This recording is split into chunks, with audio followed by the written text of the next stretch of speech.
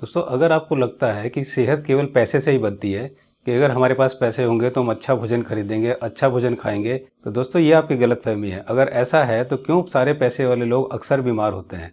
क्यों हम डॉक्टर और हॉस्पिटल्स के सामने लाचार हो चुके हैं? तो दोस्तों, सच्चाई ये है कि स्वस्थ रहने के लिए जो सबसे ज़रूरी चीज़ है वो है अवेयरनेस। जी हाँ दोस्तों, अगर आप अवेयर हैं तभी आप स्वस्थ रह सकते हैं। तो दोस्तों, आज हम बात करेंगे ऐसे वर्ल्ड रिनाउंड डॉक्टर से जिनका मकसद पेशेंट को ठीक करके पैसा कमाना नहीं है, बल्कि पेशेंट को ही डॉक्टर बना देना है। जी हाँ दोस्तों, ताकि पेशेंट ही डॉक्टर बन के खुद दोबारा से उनके पास ना आए, बल्कि दूसरों का भी इलाज करे। ये डॉक्टर से भी ज़्यादा एक इंसान है जिन्होंने करोड़ों लोगों को अवेयर करके उनकी जान बचाई, जिनमें से एक मैं भी हूँ। तो आइए स्वागत करते हैं world renowned nutritionist and wellness के मसीहा डॉक्टर विश्वरूप राय चौधरी का। तो दोस्तों, जैसा कि मैंने बताया, आज हमारे साथ है डॉक्टर विश्वरूप राय चौधरी जी। तो सर, स्वागत है आपका। Thank you. तो कुछ क्वेश्चंस हैं लोगों के। सर, पहला क्वेश्चन है कि स्किन एलर्जी जो है आजकल बहुत लोग हो रही है, तो स्किन एलर्जी का क्या कारण है और इसका क्या इलाज है? देखिए, हमारे बॉडी का सबसे बड़ा ऑर्गन स्किन है और जब बॉडी के अंदर कोई पॉइजन बॉडी बाहर नहीं फेंक पाती है तो फिर वो स्किन का रास्ता चुनती है। स्किन के माध्यम से, जैसे पसीना आता है स्किन के माध्यम से, तो स्किन एग्जैक्टली वही काम करती है जो किडनी काम करती है। आप अपने पसीने को लीजिए और उसको केमिकल टेस्ट कराएं तो उसमें वही सारे आपको न्यूट्रिएंट मिलेंगे या वही सारे केमिकल्स मिलेंगे, वही सारे मिनरल्स मिलेंगे जो मिनरल आपको यूरिन में मिलते हैं। तो यानी कि skin is also a kind of third kidney बोला जाता है इसको। तो स्किन का काम वही है जो किडनी जब नहीं कर पाती तो स्किन पे सारा बोझ आ जाता है। तो लेकिन बोझ एक लिमिट तक ही स्किन सह पाता है, बिकॉज ये इसी काम के लिए नहीं बना है, ये और बहुत सारे काम हैं। सारे बॉडी को जोड़ के रखना भी इसका काम है। तो जब बॉडी के सारे रास्ते टॉक्सिन बाहर निकालने के बंद हो जाते हैं, उसके बावजूद भी टॉक्सिन आ रहे हैं, तो बॉडी स्किन का रास्ता चुनता है। और जब स्किन का रास्ता बॉडी बार बार चुनेगा तो फिर स्किन भी जवाब दे देती है। ऐसे में स्किन में इन्फ्लेमेशन हो जाएगा, घाव हो जाएगा, खुजली हो जाएगी। तो इन सबको एक नाम दे देते हैं स्किन एलर्जी। तो स्किन एलर्जी का मतलब यही है कि आपका बॉडी ठीक से चीज़ों को फिल्टर नहीं कर पा रहा है, तो वो स्किन का रास्ता अपना रहा है। तो ये स्किन की प्रॉब्लम नहीं है। ओके। ये प्रॉब्लम स्किन में दिखाई देती है, राइट, क्योंकि स्किन पे ज़्यादा बोझ डाला हुआ है। It is not a skin problem at all, it is just that कि स्किन में बोझ ज़्यादा है, तो इसीलिए वो रिफ्लेक्ट हो रहा है स्किन पे। ओके। तो सर, अगर स्किन की प्रॉब्लम है तो इसका मतलब किडनी में प्रॉब्लम है क्या? किडनी में प्रॉब्लम हो सकता है। टॉक्सिन, देखिए, टॉक्सिन बॉडी में डालना वो प्रॉब्लम हो सकता है कि किडनी अपना काम ठीक से नहीं कर रही है, ऐसा हो सकता है। अच्छा, ऐसा हो सकता है। हाँ। तो अगर ये एलर्जेटिक प्रॉब्लम किसी को है तो फिर उसको डीआईपी डाइट के अलावा कुछ एक्स्ट्रा करना है क्या? दो ही चीज़ें हैं, डीआईपी डाइट और उसी का एक पार्ट है सनलाइट। ओके। जब धूप में बैठेंगे डीआईपी डाइट लेंगे। और तीसरी बात है, मान लो खुजली हो रही है, घाव ज़्यादा हो गया है, ऐसे केस आते हैं हमारे पास, तो उनको 1 किलो नीम का पत्ता लेना है। ओके। और उसको 2 लीटर पानी में उबालना है जब तक पानी 1 लीटर ना हो जाए। उस पानी को छान लेना है। ठीक है। उस पानी को एक बकेट पानी में डाल देना है। ओके। अब इस पानी से नहाना है, पहली बात। दूसरी बात कि साबुन वगैरह ना यूज़ करके नींबू यूज़ करना है। 1 गिलास पानी में 1 नींबू या 2 नींबू निचोड़ के आप बहुत सॉफ्ट सा कपड़ा लेके कॉटन का, उसमें डाल के फिर हाथ में से पूरे बॉडी में रगड़ लेंगे, तो उससे आपकी बॉडी, त्वचा साफ हो जाएगी। ओके। और इन्फ्लेमेटरी रिएक्शन नहीं होंगे, और अगर खुजली वगैरह है वो भी कम हो जाएगा। तो नीम के पानी से नहाना है और नींबू से आपको अपनी आपकी बॉडी को, स्किन को केयर करना है। ठीक है। तो प्लस सनलाइट है, प्लस डीआईपी डाइट है। ये अगर करेंगे तो धीरे धीरे स्किन बाहर से भी ठीक होने लगेगी और अंदर से भी ठीक होने लगेगी। बट स्किन जो कि स्टमक से सबसे दूर है, इसलिए it takes the longest time to heal. तो आपको पेशेंस रखना पड़ेगा, करीब मान लो 3 महीने से 6 महीने, 9 महीने, डिपेंड्स ऑन कि वो स्किन की प्रॉब्लम कितनी बड़ी है। छोटी मोटी प्रॉब्लम है तो 1 महीना 2 महीना, लेकिन अगर स्किन में निशान बन गए बहुत सारे और काफ़ी लंबी प्रॉब्लम थी पहले, तो उसको 6 महीना, 9 महीना, साल ऐसा लग जाएगा। लेकिन अच्छी बात यह है कि जितनी स्किन की प्रॉब्लम है वहीं रुक जाएगी और नहीं फैलेगा। ओके। अभी तो ये है कि डे बाई डे फैल रहा है, वो नहीं होगा। That is the most important thing. तो ये सिंपल करें। और एक और चीज़ कि कोई लोशन, कोई स्टेरॉयड, इन सब से बचें। ओके। ये स्टेरॉयड है, लोशन, इसका कोई साइंस नहीं, कहीं से कहीं तक साइंस नहीं है। कहीं से कहीं तक किसी को भी पूरे दुनिया में लोशन या फिर स्टेरॉयड से कोई फ़ायदा हुआ ऐसा है नहीं, मतलब मेडिकल लिटरेचर में ऐसा नहीं है। तो जब पूरे दुनिया में किसी को फ़ायदा नहीं हुआ तो आपको भी नहीं होगा। नुकसान ज़रूर हो सकता है, इसका बेहद नुकसान हो सकता है। तो ऐसे लोगों से बचें, ऐसे स्किन के स्पेशलिस्ट से बचें, और ये सिंपल 4 स्टेप जो मैंने बताया इंक्लूड कर लें। इतना ही है, body will take its own time and it will heal. तो सर जैसे स्किन की प्रॉब्लम जिसको है और अगर वो धूप में बैठता है तो उसको भी फिर दोबारा से एलर्जी शुरू होती है, उसे लगता है कि नहीं स्पॉट हो गया, लाल दाने हो गए, ये सब प्रॉब्लम आती है। ऐसे में तो मतलब धूप में बैठना नुकसानदायक नहीं है? नुकसानदायक नहीं है। ओके। वो इंटरमीडिएट बैठेगा, 15 मिनट बैठा, अच्छा। फिर 10 मिनट छाँव पे बैठा, फिर 15 मिनट बैठा, इंटरमीडिएट बैठ सकता है वो। लेकिन धूप में बैठना ज़रूरी। धूप एक तरह का खुराक है बॉडी के लिए, लेकिन जब वो DIP डाइट ले रहा है प्लस ये धूप में बैठ रहा है तो ये काम करेगा। ओके। कोई अगर आप लोशन लगा रहे हैं और धूप में बैठ रहे हैं तो ये रिवर्स काम भी कर सकता है, उल्टा हो सकता है। ओके। फिर आप बोलेंगे देखो धूप से मुझे दिक्कत हुई। दिक्कत धूप से नहीं हुई, दिक्कत उस लोशन की वजह से हुई जो रिएक्शन कर गया जब वो धूप के कॉन्टैक्ट में आया। तो इस बात, छोटी सी बात को हमें अंडरस्टैंड करना है। फाइन। सर एक दूसरी प्रॉब्लम है कि आजकल लोगों को बहुत हेडेक बहुत होता है, सर दर्द होता है। तो क्या होता है कि जैसे सर दर्द होता है तो वो बिल्कुल एकदम तुरंत वो एलोपैथी दवाई ले लेते हैं और कुछ वो राहत भी महसूस करते हैं कुछ देर में कि अभी हमें आराम मिल गया। तो क्या ये एक सही डिसीजन है एलोपैथिक मेडिसिन लेना, और उसका लॉन्ग टर्म में क्या इम्पैक्ट पड़ता है आपके हिसाब से? अगर किसी को हेडेक है तो उसे क्या करना चाहिए? देखिए, there are some people who are prone to headache. Headache prone मतलब कि जब भी कभी उसको स्ट्रेस होगा सबसे पहले हेडेक हो जाएगा। कुछ लोग ऐसे हैं they are prone to depression. जैसे ही कभी कुछ स्ट्रेस होगा वो डिप्रेशन में चला जाएगा। कुछ का हो सकता है बिहेवियरल चेंजेस हो सकते हैं, कुछ का हो सकता है कि वो उसको पेट उसका ख़राब हो जाएगा, उसका हजम बंद हो जाएगा।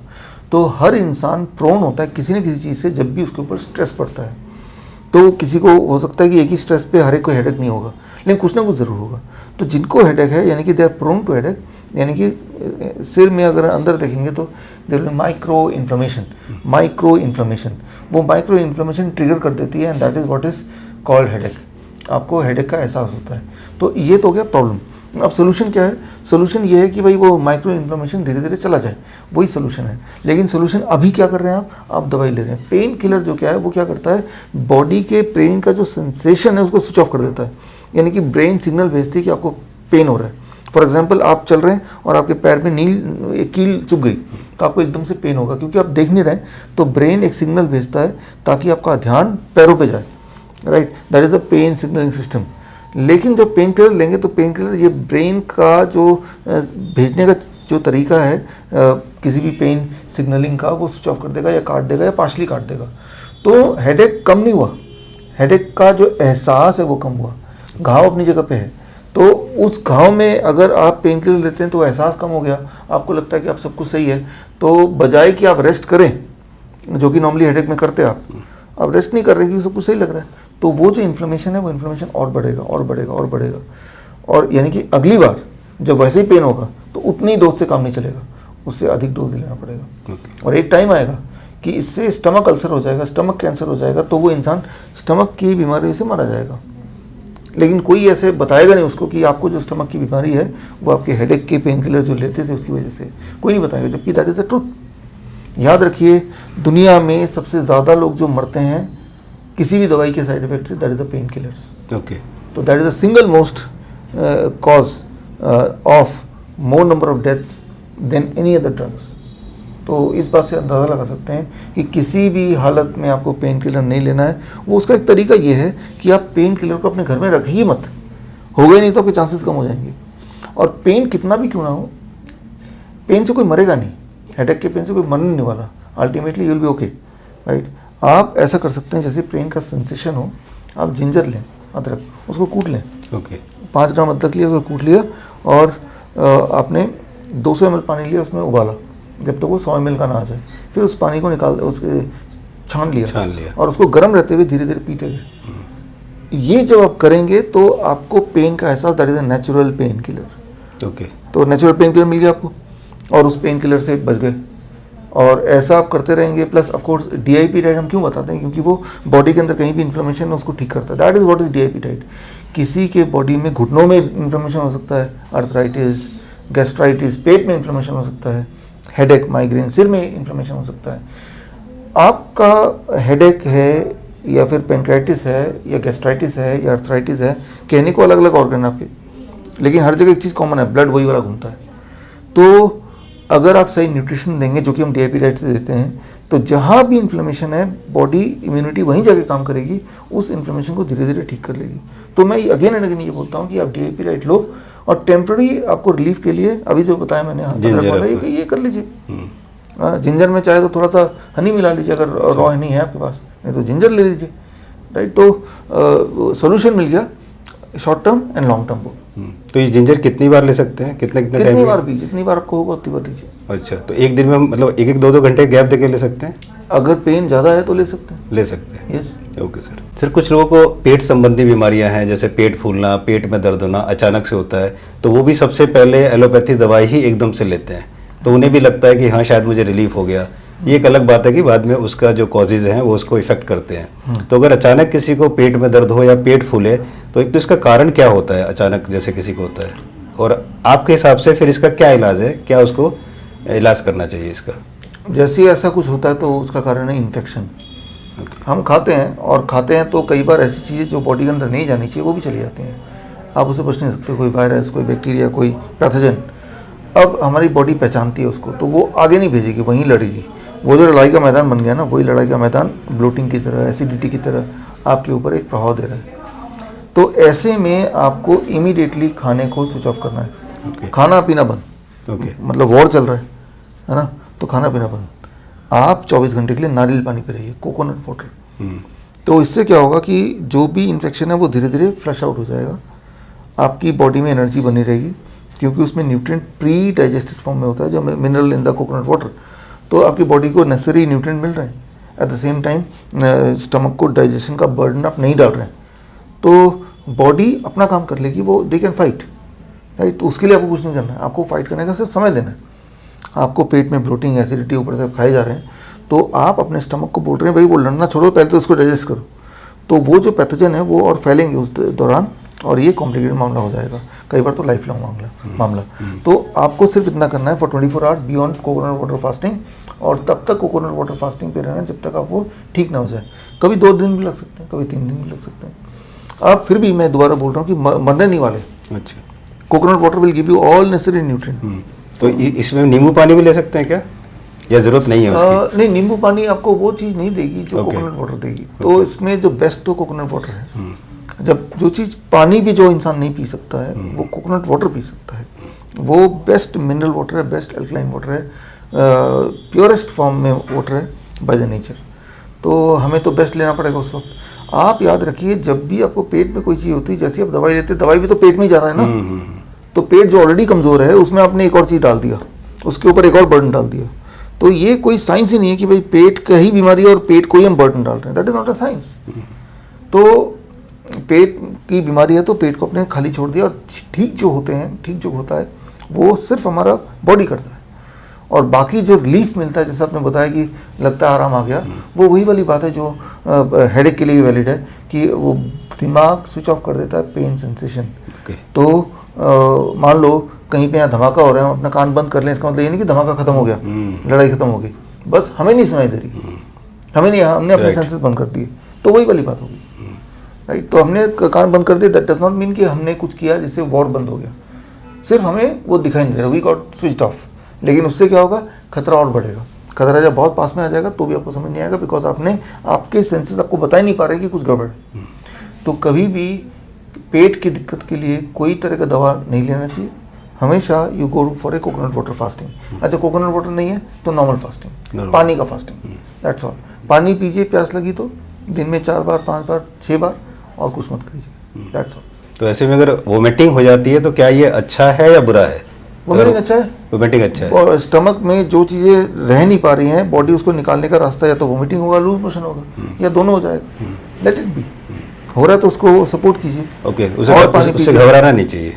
वो मतलब ठीक हो रहा है, आपको आराम मिलता है, आपने देखा होगा कि जैसे वोमिटिंग हुई, पेशेंट बोलता है मुझे अच्छा लग रहा है, तो वही तो करना है। तो उसको जबरदस्ती नहीं करना है, लेट द बॉडी डिसाइड। तो बॉडी अपने आप डिसाइड करती है, आपको बस सपोर्टिव मोड में रहना है। कोई ऐसी दवाई नहीं लेनी जिससे कि वोमिटिंग का सेंसेशन स्विच ऑफ हो जाए, दैट कैन बी डेंजरस। होता ऐसा है कि जब वोमिटिंग होती है या लूज मोशन होता है तो फिर लोग दवाइयाँ लेना शुरू कर देते हैं।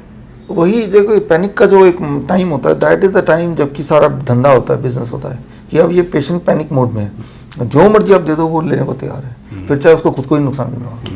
तो पैनिक को वो बेयर कर ले कुछ दिन, पैनिक को होने ना दे, उसको कुछ time समझना के लिए। पड़ेगा कि भाई ये एक नेचुरल प्रोसेस है और हमारा बॉडी इसको ठीक कर सकता है। बचपन से अभी तक हज़ारों बार ठीक किया भी होगा, एक बार और भी ठीक कर लेगा। Fine sir.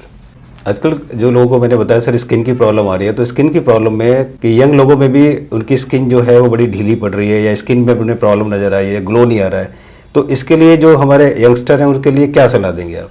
ये देखिए, किस वजह से है? बॉडी को भगवान ने इलास्टिक बनाया है। एक छोटे बच्चे के आप स्किन लीजिए, जैसे मान लो मैंने अपना स्किन लिया, ऐसे पिंच किया और करके 30 सेकंड रखा, और 30 सेकंड रखने के बाद जब मैं छोड़ूंगा तो वो जो निशान है वो 1 सेकंड के अंदर ही वो निशान गायब हो गया। अब कोई बूढ़े इंसान को ऐसे पिंच करेंगे और 30 सेकंड रखने के बाद छोड़ेंगे तो 10 सेकंड बाद वो निशान धीरे धीरे गायब होगा। तो जितनी देर लगेगी निशान को गायब होने में, उतना ज़्यादा प्लास्टिसिटी हमारे बॉडी में आ चुकी है, राइट। छोटे बच्चे में आप देखेंगे वो 1 सेकंड भी नहीं लगेगा, वो निशान आएगा ही नहीं, यानी कि उनकी बॉडी पूरी तरह से इलास्टिक है। भगवान ने हमें इलास्टिक बनाया है। And what is plasticity? That is old age. हो सकता है कि किसी की उम्र 60 साल हो लेकिन उसकी बॉडी की इलास्टिसिटी 30 साल वाला हो, तो उसका बायोलॉजिकल क्लॉक जो है वो 60 ईयर का होगा, लेकिन उसका स्किन का क्लॉक वो 30 ईयर्स का है। It is all about elasticity and plasticity.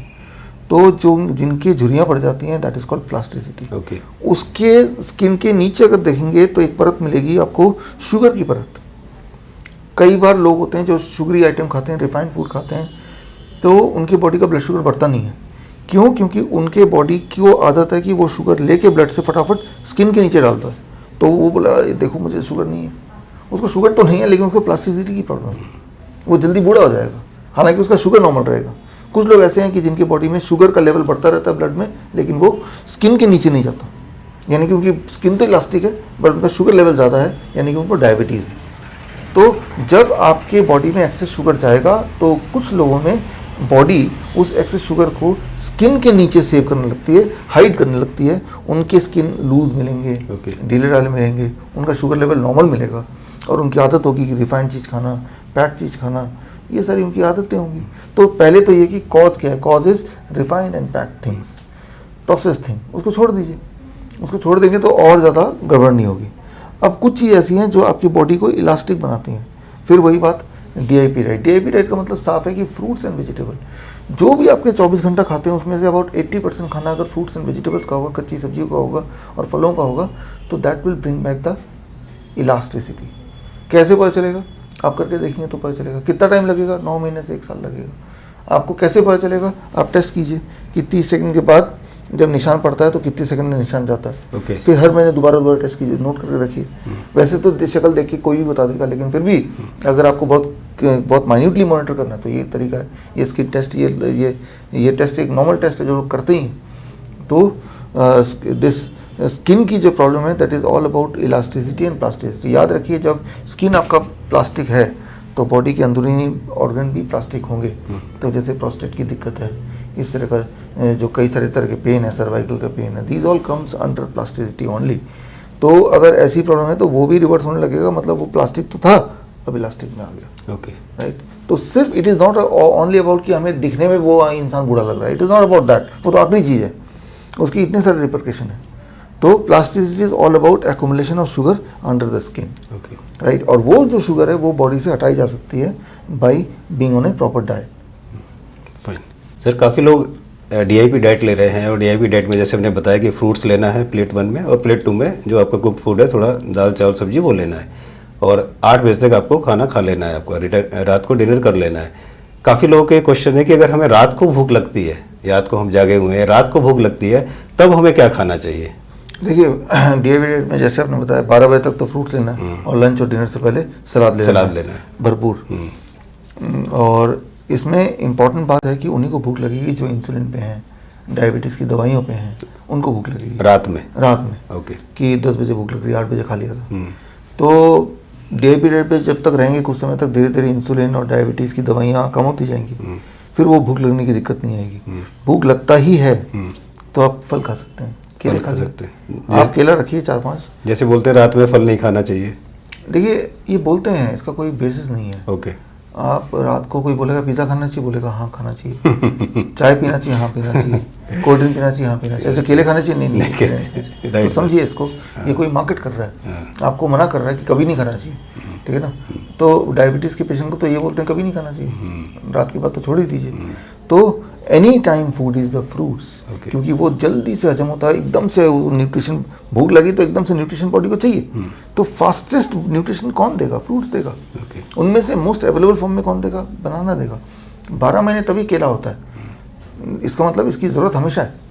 तो वो रख लीजिए अपने टेबल पे, सोने के बेड में, आधी रात को सोते वक्त, आधी रात को भी अगर भूख लगे और खाना ही पड़ जाए तो एक केला खा लीजिए, 2 खाइए, 4 खाइए, ओके, ओके, उसमें कोई दिक्कत नहीं है। उसमें दिक्कत नहीं है। देखिए, भगवान ने आपको खाने के लिए पैदा किया, लेकिन खाइए राइट चीज़ें। ठीक है सर। एक आजकल सर लोगों को हेयर फॉल की बड़ी समस्या आ रही है, तो इसका क्या रीज़न है कि आजकल बहुत ज़्यादा हेयर फॉल की समस्या आ रही है? और अब तो मैं देख रहा हूँ कि काफ़ी सारे जो यंग लड़के या लड़कियाँ हैं जो कि काफ़ी मतलब कॉलेज टाइम में ही उनके काफ़ी सारे हेयर फॉल होने शुरू हो जाते हैं। तो इसका मेन क्या रीज़न है और आपके हिसाब से क्या इलाज है और क्या प्रिकॉशन लड़के और लड़कियों को रखना चाहिए ताकि वो हेयर फॉल की समस्या उनकी ना हो? देखिए, मैंने अभी बताया था स्किन के केस में इलास्टिसिटी, प्लास्टिसिटी। जब काले बाल हैं तो ये इलास्टिक बाल हैं, ओके, जब ये सफ़ेद होने लगेंगे तो वो प्लास्टिक बाल हैं, राइट। जिस तरह से बालों में स्किन में झुर्रियाँ पड़ जाती हैं, बालों की झुर्रियाँ मतलब जब वो सफ़ेद होने लगता है, ओके, तो सिंपली वही एक्सप्लेनेशन है जो मैंने स्किन के लिए दिया। आपका स्किन में जब प्लास्टिसिटी आएगी तो झुर्रियाँ पड़ जाएंगी, बालों में प्लास्टिसिटी आएगी तो वो झड़ जाएंगे या वो सफ़ेद होने लगेंगे। तो सेम प्रॉब्लम है, कॉज सेम है कि आपका जो लाइफस्टाइल, आपका जो डाइट है वो आपको बदलना पड़ेगा, नंबर 1। नंबर 2, बालों के नरिशमेंट के लिए बहुत सारे तरीके हैं, लेकिन जो एक तरीका है जो आपको अपनाना चाहिए, दैट इज़ व्हीट ग्रास। गेहूँ के ज्वारे लीजिए, करीब 25 ml गेहूँ के ज्वारे उगाइए पहले तो, और 15 दिन के बाद उसको काटिए, उसका जूस निकालिए। 25 ml जूस बड़ा आराम से निकल जाएगा। करीब 50 ग्राम ग्रास लेंगे तो उसका निकल जाएगा, और वो 3-4 चम्मच तो उसको लीजिए, तेल की तरह अच्छी तरह मलिए, आधे घंटे वैसे ही छोड़ दीजिए, फिर नहा लीजिए। अच्छा, 3 महीने ऐसा कोई करेगा तो बाल झड़ने बंद हो जाएंगे, सफ़ेद होने जो है वो ब्लैक हो जाएंगे, और नए बाल भी आ सकते हैं। 3 महीने का मेहनत है। 3 महीने कौन ऐसा है जो कि रोज़ वो उगाएगा भी, जूस भी निकालेगा, फिर सिर पे लगाएगा, फिर आधे घंटे वेट करेगा? ये करना पड़ेगा फिर, क्योंकि जब आपका बाल झड़ रहे हैं, सफ़ेद हो रहे हैं, तब भी तो आप ही ने मेहनत की है उल्टे डायरेक्शन में, राइट। अपने आप को उस तरह का न्यूट्रिशन दिया है जो आपकी बॉडी को प्लास्टिक बनाया, आपके बालों को प्लास्टिक बनाया, इनके सफ़ेद, तो ठीक तो आप ही को करना पड़ेगा। तो लेकिन जो गेहूं के ज्वारे है वो नॉर्मली अक्टूबर से लेके सितंबर से लेके अभी तक का मार्च में होता है, तो आपको यही देखना पड़ेगा, उस समय का वेट करना है, और 3 महीने के लिए आपको व्हीट ग्रास थेरेपी कर लेना चाहिए साल में एक बार। जिनको अपने बालों से बहुत प्यार है या जो बालों की हेल्थ के लिए ज़्यादा वो केयरफुल रहना चाहते हैं, DIP डाइट लेंगे तो ये हो सकता है कि और नहीं झड़ेंगे, ये हो सकता है कि और नहीं सफ़ेद होंगे। सफ़ेद तो सबके होते ही हैं जैसे जैसे उम्र बढ़ती है, लेकिन उसकी स्पीड जो है वो यूनिफॉर्म रहेगी, अनयूजुअली हाई नहीं रहेगी, इतना हो सकता है। तो सर ये जो व्हीट ग्रास आता है, व्हीट ग्रास का पाउडर भी मार्केट में अवेलेबल है, क्या ये यूज़फुल है? देखिए, नेचुरल फॉर्म में चाहिए। ओके, घास ग्रो हो गया 10 से 15 दिन के बीच में, अब उसको काटा, अब जूस निकालते उसको लगा लिया, that is what will work. Okay, okay, और कुछ काम नहीं करने वाला। फाइन। उसके अंदर जो लाइव एंजाइम है वही चीज़ आपको न्यूट्रिशन देगा, एंड दैट विल वर्क। एक सर क्वेश्चन है कि थैलेसीमिया जो है ये क्या बीमारी है और काफ़ी बच्चों में पाया जाता है, और क्या इसका इलाज संभव है तो क्या इलाज है इसका? देखिए, हमारे पास बहुत सारे बच्चे हैं थैलेसीमिया वाले। थैलेसीमिया का मतलब ब्लड डिसऑर्डर, यस, हीमोग्लोबिन कम बनना, दैट इज थैलेसीमिया। इससे क्या होगा? कमज़ोरी आएगी, वीकनेस आएगी, थके थके से रहेंगे, ऑक्सीजन ट्रांसपोर्टेशन कम होगा, ये है थैलेसीमिया। ऐसे बच्चों को ट्रेडिशनली कन्वेंशनली हर महीने 2 महीने ब्लड चढ़ता है, राइट। तो इसमें होना ये चाहिए कि DIP डाइट प्लस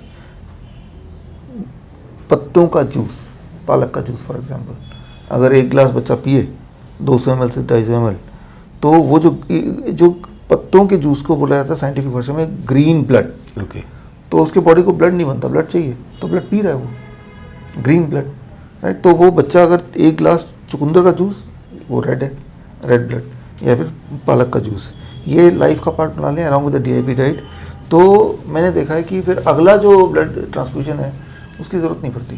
ओके, हाँ, तो ये ठीक हो सकता है, आराम से ठीक हो सकता है, लेकिन बशर्ते उसको जूस थेरेपी में रहना पड़ेगा। DIP diet plus juice therapy, 1 गिलास पालक का जूस, 1 गिलास चुकंदर का juice plus DIP diet plus sunlight, and that can help to avoid the next transfusion. Okay.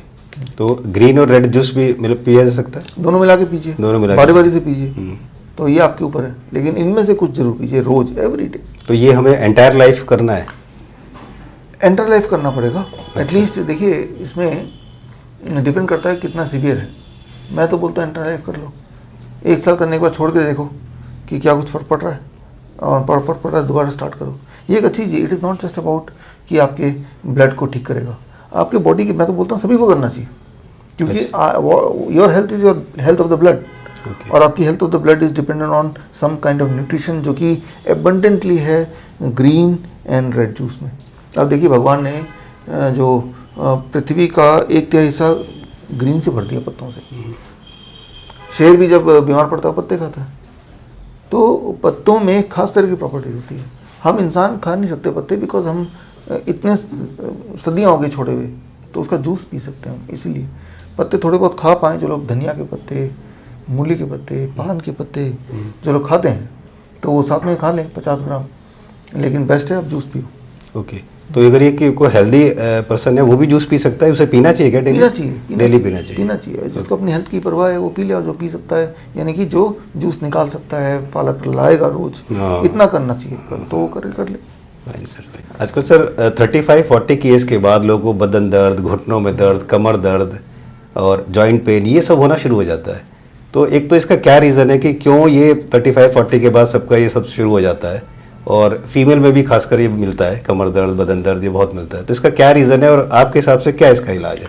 देखिए बड़ा ही इम्पोर्टेंट क्वेश्चन है, और सबसे इम्पोर्टेंट बात, it is connected to the previous question. आप जो भी खाते हैं आजकल, आप देखेंगे हमारे डाइट में रिफाइंड फूड बहुत ज़्यादा हो गया है, राइट। तो रिफाइंड फूड या डेयरी प्रोडक्ट, इन दोनों में जो शुगर है वो that is too much quantity. आपका बॉडी जब आप एक्सेस शुगर लेते हैं तो उस शुगर को बॉडी सोचता है मैं कहाँ पे छुपाऊँ जो हम अनयूटिलाइज्ड है। या तो वो यूरिन के रास्ते बाहर जाएगा तो यूरिनरी ट्रैक इन्फेक्शन हो जाएगा, या तो वो स्किन के में छुपा देंगे तो स्किन में वो स्किन उसका झुर्रियाँ पड़ जाएंगी, या हेड में तो बाल सफ़ेद हो जाएंगे। तो बॉडी के पास कई सारी जगह है जहाँ पे एक्सेस शुगर वो छुपा सकता है। या जो जॉइंट्स हैं, जॉइंट के बीच में बहुत सारा गैप है, इस गैप में शुगर वो छुपा के रखता है। तो उस ऐसे इंसान की ब्लड शुगर नॉर्मल रहेगी, क्योंकि एक्सेस शुगर बॉडी ने जगह बनाया हुआ है। अब जब एक्सेस शुगर आपके घुटनों में, अपने हाथों के बीच में, या उंगलियों के जॉइंट के बीच में इकट्ठी होती जाएगी, तो वो आपकी हड्डियों को नरम कर देंगी। जब हड्डियाँ घिसेंगी तो शुगर बीच में आएगा, that will cause inflammation, that will cause घाव, और उसके बाद उसको पेन सिग्नल आएंगे, क्योंकि वो जख्मी हो गया है, ब्रेन पेन भेजेगा, एंड उससे ये सारी प्रॉब्लम जो आप बता रहे हैं, घुटनों का दर्द, राइट, जॉइंट का दर्द, कमर में दर्द, ये कमर में दर्द, ये शुरू हो जाएगा। तो ये देखिए घूम फिर के ये बॉडी की inability to utilise the excess sugar, body metabolise नहीं कर पा रहा है अधिक शुगर को, तो बॉडी उसको कहीं ना कहीं सेव कर रहा है, और वो इकट्ठा करता चला जाएगा। एक टाइम आएगा जब इंसान बोलेगा अब तो मैं चल ही नहीं पा रहा हूँ, यानी काफ़ी इकट्ठा कर चुका है। तो that is the main reason कि भाई बॉडी आपके एक्सेस खाई हुई एक्सेस शुगर को ना तो निकाल पा रही है, ना ही उसको यूटिलाइज कर पा रही है, तो उसको कहीं ना कहीं छुपा रही है। आप प्रोन है कहाँ पे छुपाने के, that depends on your heredity. कोई तो प्रोन होगा कि भाई स्किन में, तो वो उसकी एक अलग पहचान होगी, वो दिखने में बूढ़ा लगेगा। कोई तो प्रोन है कि वो हड्डियों के पीछे या जॉइंट में छुपाने का, तो वो बूढ़ा तो नहीं दिखेगा, लेकिन उसके जोड़ों में दर्द रहेगा। तो आप देखिए एक ही तरह की चीज़ों से अलग अलग बीमारियां पैदा हो रही हैं, डिपेंडिंग ऑन, यहाँ पे आता है जेनेटिक्स का रोल। तो कौन कितना बीमार पड़ेगा, किसको कौन सी वाली बीमारी आएगी इस पर्टिकुलर एक एक्शन से, वो डिपेंड करता है लोगों में, लेकिन कोई ना कोई बीमारी हर एक को जरूर आएगी। ओके, आजकल सर एक लोगों की ना मेमोरी बहुत वीक हो रही है, बच्चों में भी प्रॉब्लम आ रही है कि मेमोरी उनकी वीक है। तो क्या रीज़न है इसका कि मेमोरी आजकल लोगों की इतनी वीक हो रही है, और आपके हिसाब से इसका क्या इलाज है, उन्हें कौन से प्रिकॉशन लेने चाहिए? बच्चों को ये देखना है, उनके पेरेंट्स को, कि रोज़ आपके बच्चे के डाइट में एम्पल फ्रूट्स एंड वेजिटेबल है क्या, कच्चे सब्जियां, फल, नेचुरल डाइट है क्या, नंबर 1। नंबर 2, मेमोरी के लिए आजकल देखिए बच्चे रट्टा लगा के पढ़ते हैं। तो जैसे जितना आप रट्टा लगाते रहेंगे उतनी आपकी मेमोरी जो है वो फेड होती जाएगी, क्योंकि जब आप रट्टा लगाते हैं तो आप उसको सुन के याद करते हैं। जो भी चीज़ हम सुन के याद करते हैं उसकी जो मेमोरी है वो बड़ी स्मॉल, छोटी होती है। जो भी चीज़ आप देख के याद करते हैं उसकी मेमोरी काफ़ी लंबी होती है। तो आपको विजुअल मेमोरी बनाना पड़ेगा बच्चों को, visual memory which is called law of imagination. और उसको एसोसिएट करना पड़ेगा अपने डे टू डे लाइफ की चीज़ों से, which is called law of association. ये 2 लॉ जो हैं, जो मुझे लगता है कि हर बच्चे को सीखना चाहिए। इसको कैसे सीखना है, उसको सीखने की सबसे आसान तरीका, मैं किताब का नाम बता रहा हूँ, स्मार्टर मेमोरी। ओके। राइट, ये नीरजा रविचंद्रन, मेरी वाइफ का लिखा हुआ किताब है। ये बच्चा पढ़ लेगा, उसके पेरेंट्स पढ़ लेंगे, पढ़ने में करीब 1 दिन 2 दिन 4 दिन लग जाएगा। उसमें बड़े छोटे छोटे टेक्निक्स हैं, वो टेक्निक लगा के जब वो पढ़ेगा तो वो हर चीज़ को इमेजिन कर पाएगा, साइंस हो, हिस्ट्री हो, केमिस्ट्री हो। जब वो इमेजिन करेगा तब वो याद रहेगा। तो 2 चीज़ें हो गई, एक तो हो गया फिजियोलॉजिकली आपका ब्रेन स्ट्रांग हो, उसके लिए तो डाइट काम करेगा। दूसरा मेमोरी टेक्निक्स, राइट, कि आपका अप्रोच क्या है पढ़ाई जो करना चाहते हैं, आपका कंसंट्रेशन है कि नहीं है। कंसंट्रेशन डिपेंड करता है कि आप जो भी चीज़ पढ़ रहे हैं उसे सुन रहे हैं या उसे देख रहे हैं। अगर उसको देख रहे हैं तो दैट इज़ 100% कॉन्सेंट्रेशन। अगर सिर्फ सुन रहे हैं तो that is very small amount of concentration. तो किसी भी चीज़ को विजुअल में कैसे कन्वर्ट करें, दैट इज़ अ टेक्निक। तो वो छोटा छोटा टेक्निक है जो आप सीख लें, हर एक को सीखना चाहिए। तो उसके लिए मैंने एक बुक बता दिया, ये करेंगे तो बच्चे का जो 50% टाइम जो रेपिटेशन का है वो याद करने का, याद हो गया तो याद रहता नहीं है, याद है तो एन मौके पे याद आता नहीं है। तो that is the problem with the audio memory. देखिए 3 तरह की मेमोरी होती है, ऑडियो है सुन के याद करना, विजुअल है मैंने बताया देख के याद करना, दूसरा है किनेस्थेटिक करके याद करना। तो अब इन तीनों में से बच्चा किस चीज़ में जाता है, वो पढ़ता है और सिर्फ सुन के याद करता है, या तो मेंटली सुनता है या फिजिकली जोर से पढ़ता है तब सुनता है। लेकिन बाकी जो ज़्यादा मेमोरीज हैं वो सारी मेमोरीज को हम अगर इन्वॉल्व कर लें, जो कि पॉसिबल है, तो इंसान की मेमोरी अच्छी हो जाएगी। तो जो भी याद करेगा उसको याद रहेगा। आपने देखा होगा कई बार ऐसा होता है कि बचपन की कोई एक बात हमें अभी भी याद रहती है, तो उसमें कोई खास बात क्या किया था। तो जिन चीज़ों में विजुअल ट्रिगर लग जाता है वो हमारी परमानेंट मेमोरी बन जाती है। तो अब ऐसा नहीं हो सकते किसी की मेमोरी कमज़ोर है या किसी की अच्छी। आप ऐसा बोल सकते हैं कि वो मेमोरी ट्रेंड है या अनट्रेंड है, टू ट्रेन आवर मेमोरी। तो ट्रेन करने के लिए मेमोरी की कई सारी किताबें हैं। मैंने एक किताब लिखी है मेमोरी माइंड एंड बॉडी, वो भी पढ़ सकते हैं। आज से 20 साल पहले लिखी थी। तो मेमोरी की कोई भी मेमोरी के आप करेंगे memory techniques, association, law of association, law of imagination, ऐसा करके गूगल में टाइप करेंगे तो बहुत सारी किताबें दुनिया में अच्छी आई हैं। तो कोई भी किताब लेके आप उस टेक्निक को सीख के आगे बढ़ सकते हैं। तो सर ये किसी भी एज का आदमी इसको सीख सकता है, कर सकता है, या पर्टिकुलर एज है? At any as. अच्छा। छोटे बच्चे मैं देखता हूँ जो क्लास 1 के हैं, 2nd के हैं, उनकी नेचुरल टेंडेंसी होती है हर चीज़ को इमेजिन करने की। आप उसको कोई कहानी सुनाएंगे छोटे बच्चे को तो वो विजुलाइज कर रहा होगा, लेकिन जैसे वो बड़ा होता है तो उसको पढ़ाया जाता है स्कूल में कि भी आपको इमेजिन नहीं करना, आपको तो रट्टा मारना है। तो उसकी जो इमेजिनेशन की कैपेबिलिटी वो धीरे धीरे कम होने लगती है। तो छोटे बच्चे होंगे तो जल्दी सीखेगा, जल्दी अप्लाई करेगा। जो बड़े लोग होंगे उसको थोड़ा टाइम लगेगा। सीख सभी जाएंगे। Okay sir. अक्सर लोगों में स्पाइनल कॉर्ड की प्रॉब्लम है, स्पाइनल कॉर्ड की वजह से वो बड़े परेशान हैं। तो आपके हिसाब से इसका क्या इलाज है और क्या उन्हें प्रिकॉशन लेना चाहिए? देखिए स्पाइनल कॉर्ड रीढ़ की हड्डी सबसे बड़ी हड्डी, और इसमें कहीं भी अभी जैसे भी इतनी सारी बातें हमने की, कहीं भी अगर पेन हो रहा है समझ लीजिए अगर वहाँ पे खोल के देखेंगे, निकाल के देखेंगे और लेंस लगाएंगे तो वहाँ कोई ना कोई छोटे छोटे घाव मिलेंगे। इट्स ऑल अबाउट घाव। अब घाव से कैसे बाहर निकल सकते हैं? 2 तरीके हैं, temporary relief and permanent relief. Temporary relief कैसे कि वहाँ पे इम्यूनिटी का ध्यान दिलाना है कि इम्यूनिटी वहाँ पे आए और इम्यूनिटी वहाँ रिपेयर करे। वो कैसे होगा? हॉट फर्मेंटेशन, मतलब हॉट वाटर बैग ले लो या इलेक्ट्रिक बैग आता है वो ले लो, सिकाई करो 15 मिनट रोज, उससे टेम्परेरी रिलीफ मिल जाएगा, थोड़ी देर के लिए आराम मिल जाएगा। ऐसा रोज करो 1 महीने तक, और that is a temporary relief. Permanent relief कैसे मिलेगा? वो घाव ठीक करने के लिए again the diet, the kind of diet जो मैं बताता हूँ, fruits and vegetable diet, the DIP diet. तो ये दोनों चीज़ साथ साथ करेंगे तो आराम मिलता जाएगा, टेम्परेरी रिलीफ, परमानेंट रिलीफ। तो आप मानिए 3 से 6 महीने लगते हैं हमारे पेशेंट्स को कि वो बोलते हैं हाँ हम ठीक है, अब वो दर्द चला गया है। ये रिवर्सल प्रोसेस है। लेकिन अगर ये दोनों चीज़ नहीं करेंगे, जो कि कोई करता नहीं है, स्टीरॉइड्स पे रहेंगे, पेन किलर्स पे रहेंगे, तो वो घाव वहीं का वहीं है, वो धीरे धीरे बढ़ता जा रहा है। और आपका जो स्टीरॉइड का डोज है वो बढ़ता जा रहा है, उसके जो साइड इफेक्ट है वो बढ़ते जा रहे हैं। तो ऐसा लगता है कि अरे यार इस बीमारी से हम बाहर तो निकल नहीं सकते, जबकि निकल सकते हैं। उसके लिए आपको अपना लाइफस्टाइल मॉडिफाई करना है, जैसे मैंने बताया। तो सर क्या कारण है कि मतलब लोग कि उस रीजन को ढूंढते ही नहीं है अपनी बीमारी के? क्या कारण है इसका? रीजन नहीं ढूंढते हैं वो? रीजन इसलिए ढूंढते हैं because that is the approach. Okay. हमारी अप्रोच क्या है? जब भी कोई अगर दिक्कत हो सीधा आप डॉक्टर के पास जाओ। उसकी अप्रोच क्या है? उसको जो मार्केटिंग सिखाया गया है या पढ़ाई जो सिखाई गई है उसमें कॉज को ढूंढना is not a part of the syllabus. MBBS MD में कॉज को नहीं ढूंढा जाता।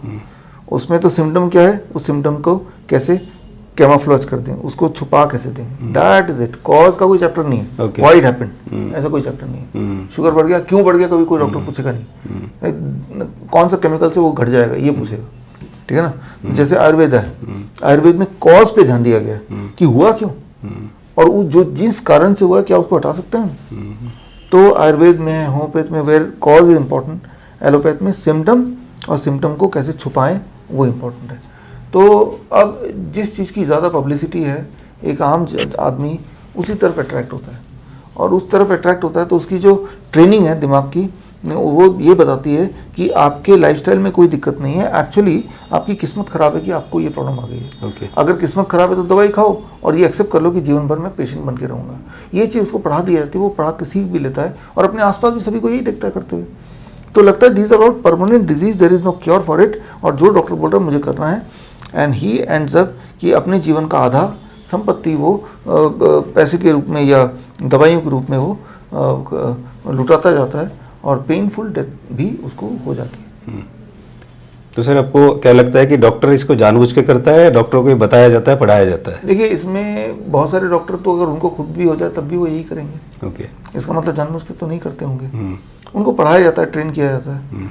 कुछ लोगों को ज़रूर ये पता होगा, लेकिन सारे डॉक्टर्स को नहीं पता होगा, और वो इस तरफ से इन्वेस्टिगेटिव माइंड होता भी नहीं है। उनको लगता है यही जैसे भेड़ चाल है, ये मेरे बाउंड्रीज़ हैं, मुझे इसके बाहर नहीं जाना है, जो मुझे बताया गया है वो मुझे लोगों तक पहुंचाना है, दैट्स ऑल। तो क्या लोगों को डॉक्टर पर ट्रस्ट नहीं करना चाहिए?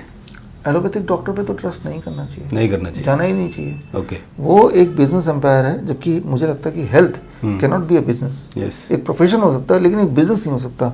वहाँ पे ये देखते हैं 2 का 2 4 होना चाहिए, राइट? कोई आए तो वो एक बार पेशेंट आ गया तो ज़िंदगी भर वो आते रहे, जबकि हमारी फिलॉसफी पेशेंट एक बार आ गया तो उसको इस तरह से भेज दो समझा के वो दोबारा ना आए इस कॉज के लिए एटलीस्ट। तो द अप्रोच इज़ रॉन्ग कि how to keep the patient, that is the approach of allopathy. तो दे आर नॉट ट्रस्टवर्दी। आप अगर देखेंगे एलोपैथ में, आप अगर बताएंगे कि कोई ऐसी बीमारी जिसका इलाज एलोपैथ में है तो बताइए। जिस एलोपैथ से, चाहे वो कॉमन कोल्ड हो या कैंसर हो, डायबिटीज़ हो, आप हमेशा बात करते हैं कंट्रोल की, और कंट्रोल के नाम पे वो जीवन भर पेशेंट को पेशेंट ही रखते हैं, और पहले वो थोड़ा सा पेशेंट था, फिर वो पेशेंट और ज़्यादा भयंकर पेशेंट बन गया।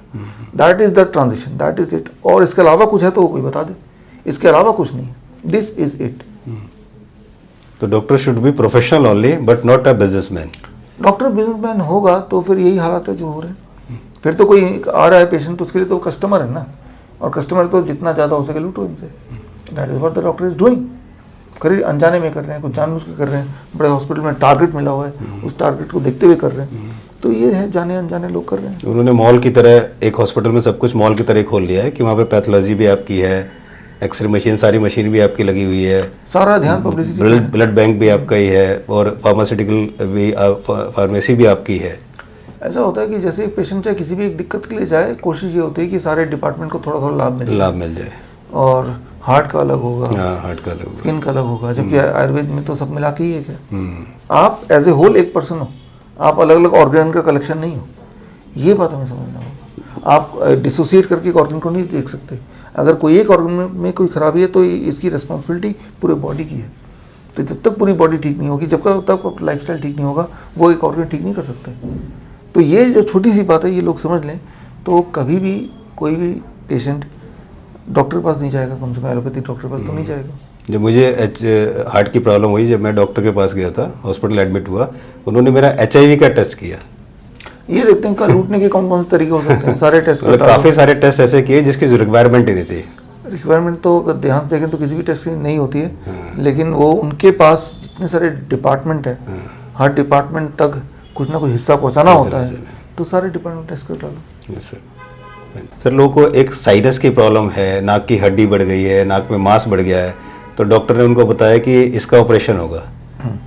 साइनस की प्रॉब्लम उन्हें है या मांस बढ़ गया है, नाक की हड्डी बढ़ गई है, ऑपरेशन करना है, तो वो लोग ये जानना चाह रहे हैं क्या ऑपरेशन ही इसका इलाज है या कुछ और भी हो सकता है? नहीं, ऐसा नहीं होता है कि डॉक्टर बोलता हड्डी बढ़ गई तो कोई हड्डी बढ़ता नहीं है।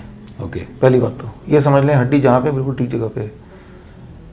मैं आपको एग्जाम्पल देकर समझाता हूँ। मान लीजिए ये कमरा है और यहाँ पे 4 कोने हैं, राइट। आप ठीक से झाड़ू नहीं लगाते हैं तो जो कोना है वहाँ पे कचरा ज़्यादा रह जाएगा। फिर डॉक्टर कोई आके बोलेगा यार यहाँ कचरा क्यों, क्योंकि इसमें कोने हैं, कोने को हटा तो कचरा रह जाएगा। आपने कोने को हटा के कोने को आगे ले आए, लेकिन फिर भी तो कोना रहेगा ही ना, क्योंकि ये कमरा है। तो थोड़े दिन बाद वहाँ पे भी कचरा जमने की प्रवृत्ति होगी, तो कोने को नहीं हटा सकते। अगर कमरा है तो कोना भी होगा, राइट। तो ठीक उसी तरह से आपकी हड्डी को नहीं हटा सकते। हड्डी को हटा के सोल्यूशन नहीं मिलेगा। अगर लगता है एक बार हड्डी की सर्जरी कर दी अब ठीक हो गया, ऐसा नहीं होगा, ये पक्का ही है। तो हड्डी की कभी प्रॉब्लम होती नहीं है, लिटरली कभी भी मैंने कोई ऐसा पेशेंट नहीं देखा जिसको लिटरली हड्डी की दिक्कत हो। तो मतलब हड्डी बढ़ती नहीं है? हड्डी नहीं बढ़ती, तो हड्डी अपनी जगह पे ठीक है। तो क्यों बोलते हैं हड्डी बढ़ गई है, हड्डी बढ़ गई है? अब वो बोलेंगे तभी आप कुछ करेंगे। वो बोलेंगे आप ऐसा करो, जो लोग ऐसे जिनको बोला गया है dehydrate plus citrus fruit juice, मौसम्बी का जूस या संतरे का जूस या किन्नू का जूस या पाइनएप्पल का जूस 2 ग्लास सुबह खाली पेट पी लो और पूरे दिन डिहाइड्रेट पे रहो। ऐसा 3 महीने करके देखें। 3 महीने करके देखेंगे जो साइनस की प्रॉब्लम है, ये से जुड़ी और प्रॉब्लम है, वो गायब हो जाएगा। 3 महीने तो बहुत ज़्यादा टाइम ले लिया मैंने, 1 महीने में आपको दिख जाएगा रिजल्ट। तो अगर तो हड्डी बढ़ी हुई है वो तो कभी ठीक नहीं होना चाहिए था, हड्डी तो अभी भी वहीं पे, हड्डी वहीं पर है ना। तो ये हड्डी की प्रॉब्लम है ही नहीं, इसको एक तरीका बता दिया ताकि उससे कुछ इंटरवेंशन हो, कुछ पैसा आए, ट्रांजैक्शन हो, और वो पेशेंट जीवन भर पेशेंट बना रहे। उसके बाद उसकी असली जो पेशेंट वाली ज़िंदगी वो शुरू होगी, कुछ ना कुछ लगा ही रहेगा। जब एक बार भी सर्जरी होती है, आपकी कोई भी सर्जरी क्यों ना हो, आपका जो ब्रांड न्यू जो है जिस फॉर्म में भगवान ने पैक करके दिया वो पैकिंग खोलना नहीं है हमें, तो आप ओरिजिनल फॉर्म में नहीं आ सकते। जो लोग हमारे पास आते हैं जिन्होंने कोई ना कोई इंटरवेंशन सर्जरी करा चुके अपने जीवन में, उनको ठीक करने में ज़्यादा टाइम लगता है।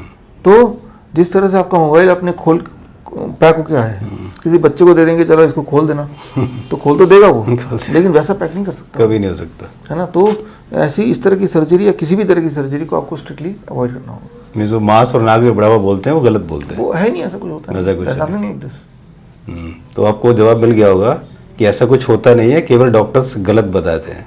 एक सर कुछ हार्ट डिजीज़ के पेशेंट्स होते हैं जिनको पेस मेकर लगाया जाता है, तो पेस मेकर लगाने की वजह क्या होती है और क्या ये लगाना ज़रूरी है, या और जिसको लगा हुआ है तो क्या ये पेस मेकर उनका हट सकता है, क्योंकि सालों से लोगों के पेस मेकर लगा हुआ है।